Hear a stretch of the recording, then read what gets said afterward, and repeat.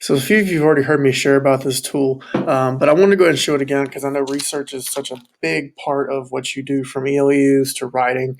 And so I just kind of wanted to think through some ways that I think, not just to be able to do this process with technology, but to me make it more collaborative, because then you've got dialogue going on where, you can really help to make sure you're getting good information. Maybe, someone's looking at something that they missed. And obviously, being the most time effective. I know that was always a struggle working with groups, is making sure you're using your time wisely.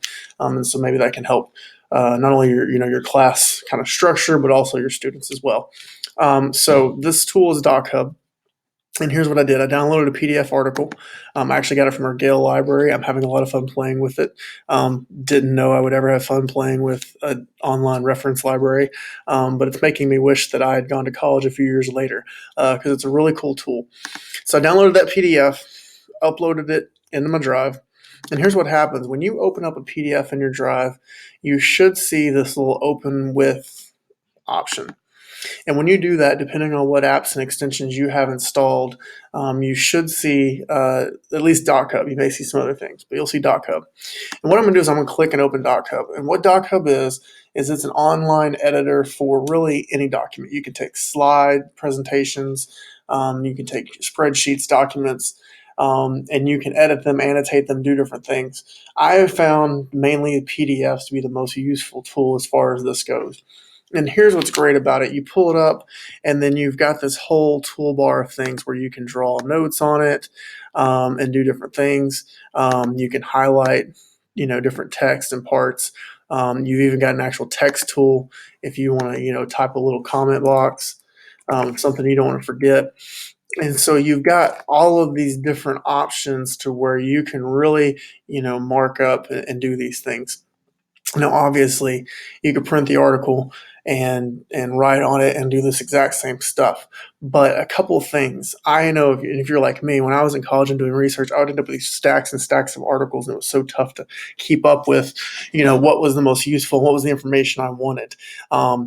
So that was one piece. I think it's going to help, for our kids to be more organized. The other thing is Dochub works the same way on a phone as it does on the desktop, and so if a kid's working on a big project and either one, they can't get to the device, or two, they get an idea in another class at lunch or something like that, and they're like, oh, I want to go look at that information again. They can pull the same info up and continue to work with it. The other thing is you have some options here. So you can send and share the link. And what that means is that you can share this document with others. So if your group wanted to, they could take notes all in the same PDF and therefore, do the research together. You can download it and save it to Google Drive. Now, here's the cool thing about that. Anything, can save to Google Drive pretty much. And it's going to save those notes and those highlights. But here's the extra step. When it saves it to Google Drive, they can then go to where it's saved in Drive and they can open up this document. It'll open up back in Dochub, and it's going to keep it as a live document that they can edit again and again. So if they can't finish their research on one day, they can come back and continue to do it. Where, a lot of things when you draw and then you save as a PDF, that's it. It's stuck that way. This one you can come back and you can edit and do different things. So that's the other thing I like about it. Now, I will tell you, if they're going to save it to Google Drive, it has to go in a folder. So they're going to want to pre-create a folder probably. You can't just use your main Drive folder for whatever reason.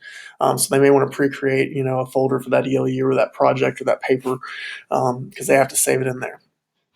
So I think this is a really cool tool because, again, organization, all those sorts of things. If you wanted to try and use this for worksheets as well, obviously drawing may be a little tough, but if you've got a PDF version of a worksheet, you could also, allow them to type like I did with the little text tool in the comments and do different things like that.